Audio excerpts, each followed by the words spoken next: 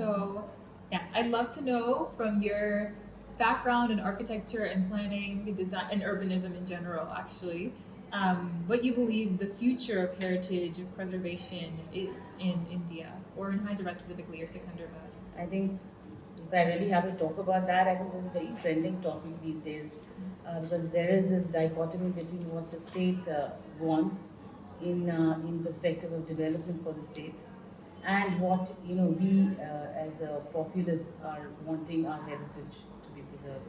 I think there is a Susmania General Hospital which has come through right now and is completely under discussion as to how do we save this because we are at one end we are looking at aspiring to be the World Heritage City, but we're not doing anything towards we're not doing anything much towards actually preserving our heritage.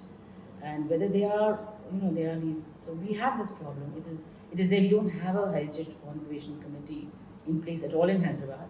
So it's all pretty much concerned activists who are right now trying to voice their objection towards these policies.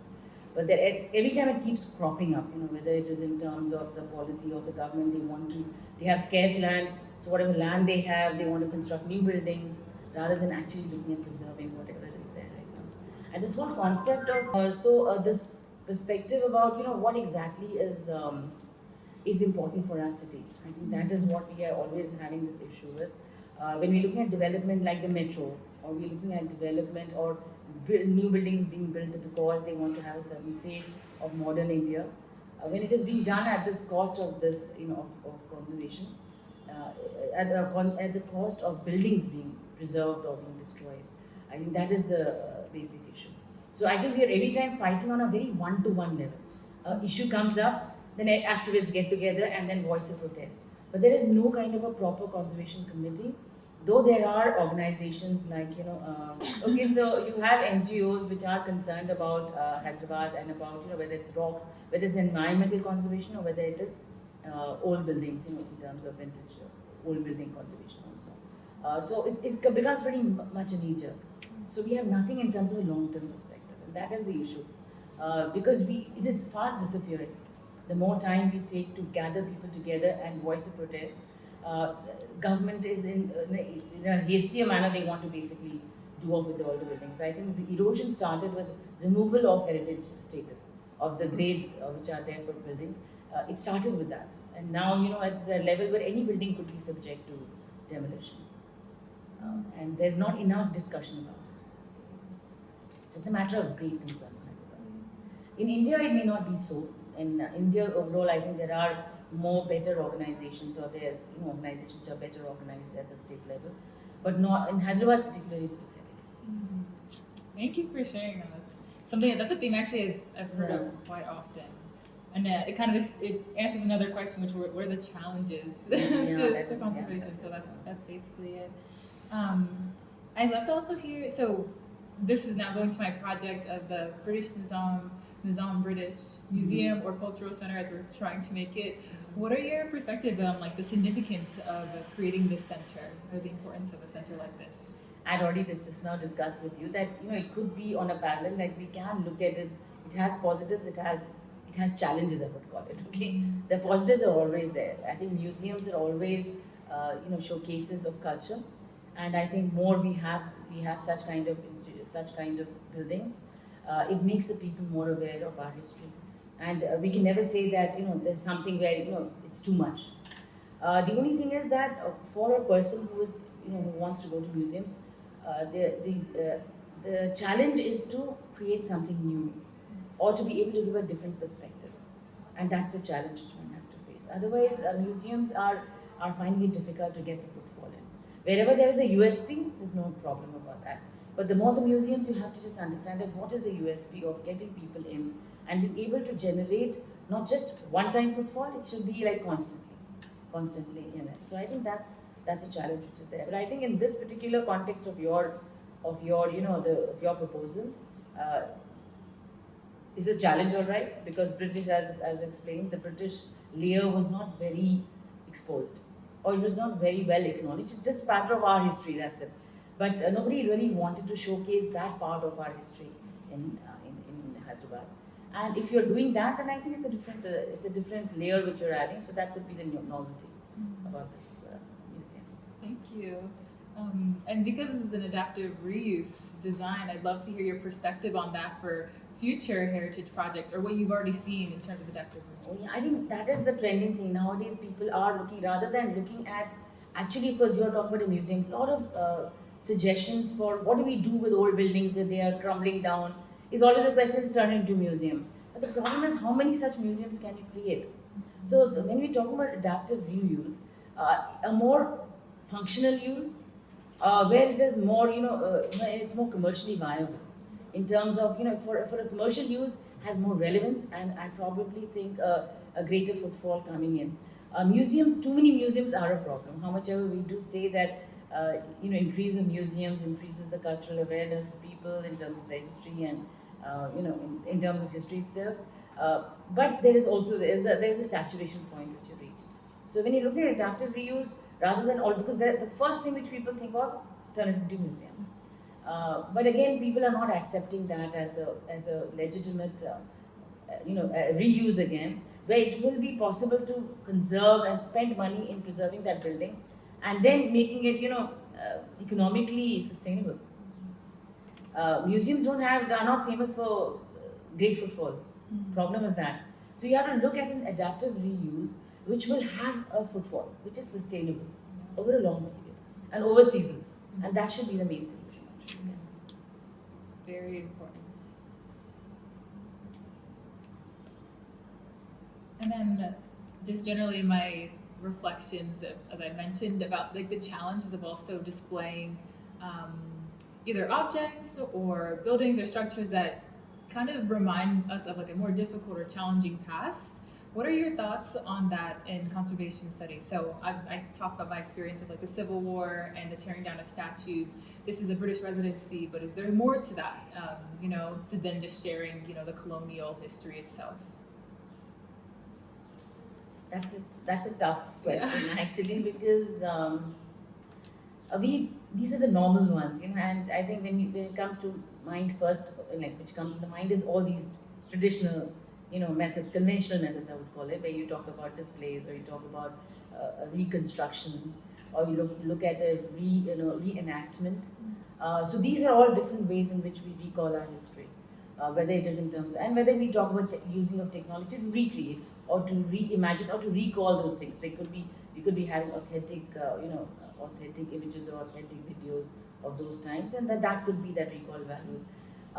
Anything else, it doesn't come to mind, I think, when we really look at it. But there could be other ways, because we have to keep reinventing. I think even the evolution of how museums have been experienced has evolved over time, and technology has either made it possible, where nowadays you're looking at AI generated 3D imaging, where you can recreate that. So, in terms of novelty factor, you could do that.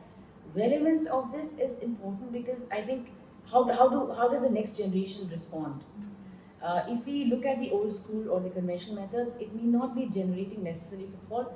Maybe for the conventional museum goer, it may be there, but how do you get the next generation involved in seeing all this stuff? So it has to appeal to whatever appeals to them, I think. And I think using of AI and using of 3D modeling, I think that also, when I say 3D modeling, I mean in terms of AI generation itself, where you look at holographic images, or use of artificial intelligence in basically conveying whatever you're trying to convey. That could be a new kind of way technology could be involved. Museum, it goes back to the question of, are museums relevant in that case? I think because we look at experiential, but again, experiential would be in terms of more senses, and whether you're able to go through those images as if you're really being able to see them, and you're part of that immersive. It's part of immersive experiences in a way.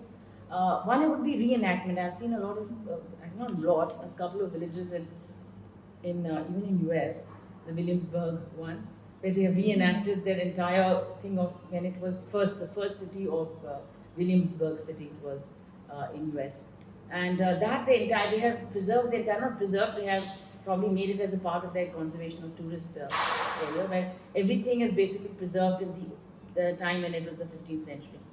And people roam around in those costumes, and they're actually doing all those things. So that's very romantic probably, but I do not know how sustainable that is probably for an Indian context. Here we look at maybe in terms of static statues, but in terms of dynamic, where people are actually moving, actually doing all that stuff, how much of it is a drama? It's like a drama. It's when you talk about reenactment. We see light and sound shows, which are part of that. Where at least if not in visuals, you see them in terms of light and sound, where you reenact those dramas. There is a certain pull. People tend to use it as an experience. So we have the Golconda Fort having a light and sound shows, and so that is pretty popular for for people who are visiting that. But there is no reenactment otherwise. There's no drama unless you have regular plays. So, but that is not necessarily in the backdrop of the historical buildings. They are in theaters as well. So, I don't know what is the relevance, frankly, because I think this is an experience which needs to be seen whether it's going to be successful. And they have to be in small pockets. It cannot be like a generic kind of a display system. I think it all depends on the occasion and the moment, probably. Thank you. Technology is something I definitely now I want to get into. Yeah, because this is, I really feel that whenever we talk with students, I said you have to look at a new way of wanting to get in the crowd. The youngsters are not interested. At the most, it's mandated by schools where they say, we'll go for an excursion, we will go to this museum, all of them come trooping in, and they don't even understand what's going on.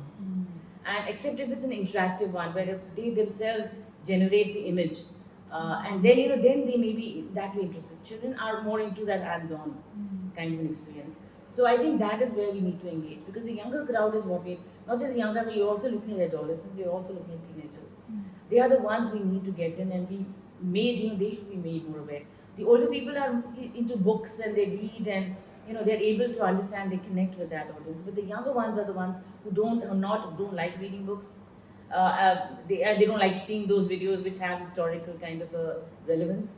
So so how do you get them to get engaged with the historical part? But I think that's where we need to look at methods by which we can do that. So we still have not been able to do all by stuff. At least not in India, maybe abroad, but not in India.